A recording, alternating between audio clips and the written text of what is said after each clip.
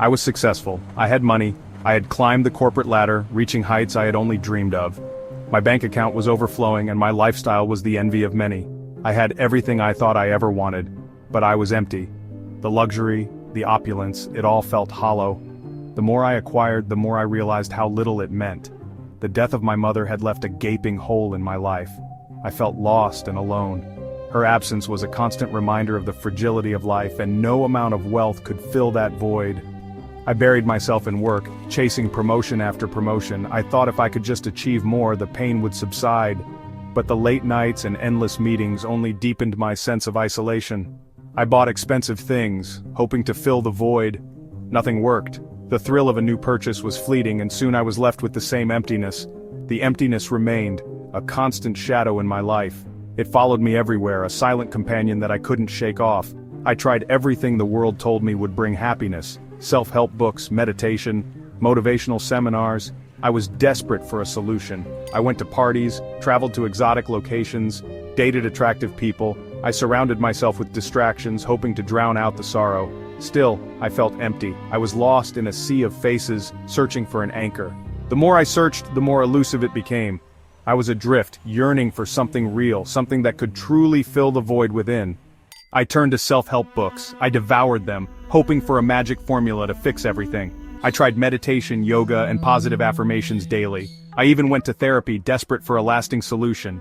There were glimpses of hope, moments of fleeting peace and clarity, but they never lasted. The darkness always returned, engulfing you in its familiar embrace. I started to believe that I was destined to live with this emptiness forever. I realized that external success was meaningless. True happiness came from within. But how could I find it? I was lost, adrift in a sea of self-doubt and despair. One night, I walked home alone. The air was crisp, and the only sound was the echo of my footsteps on the pavement. The streets were dark and empty, with only the occasional flicker of a streetlight breaking the stillness. I felt a sudden surge of fear as a group of men approached me, their shadows stretching ominously across the ground. They were aggressive, their intentions clear from the way they moved and the looks in their eyes. My heart raced, and I felt a surge of adrenaline, my body preparing for the worst. I knew I was in trouble, and there was no one around to help. Just when I thought all hope was lost, a voice boomed out from the shadows, strong and commanding. Hey, leave him alone. A tall man with kind eyes stood between me and the attackers, his presence a beacon of hope. His calm demeanor and strong presence surprised me, giving me a sense of safety I hadn't felt moments before. The attackers, hesitant and unsure, backed down and melted into the night. I was safe, thanks to a stranger's courage. You look shaken. Are you okay? Overwhelmed with gratitude, I felt a wave of relief wash over me. I poured out my heart to this stranger, sharing my deepest fears and anxieties. I told him about my mother, my emptiness, my search for peace. I spoke of the sleepless nights and the endless days of feeling lost. I understand.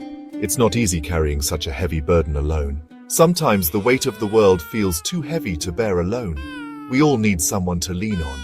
Amir listened patiently, never interrupting, just offering a comforting presence. When I finished, he smiled, a smile that seemed to carry a promise of hope.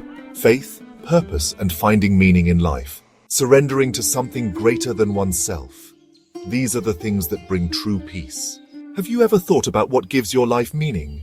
Have you ever considered Islam? It offers a path to inner peace and understanding. I was drawn to Amir's words. They seemed to touch a part of me that had been yearning for something more. They resonated with me in a way nothing else ever had. It was as if he had unlocked a door to a new understanding. I started attending prayers with Amir, learning about Islam. Each prayer, each lesson, brought me closer to a sense of belonging. Slowly I began to feel a sense of peace I had never known before. It was a peace that came from within, a peace that filled the emptiness.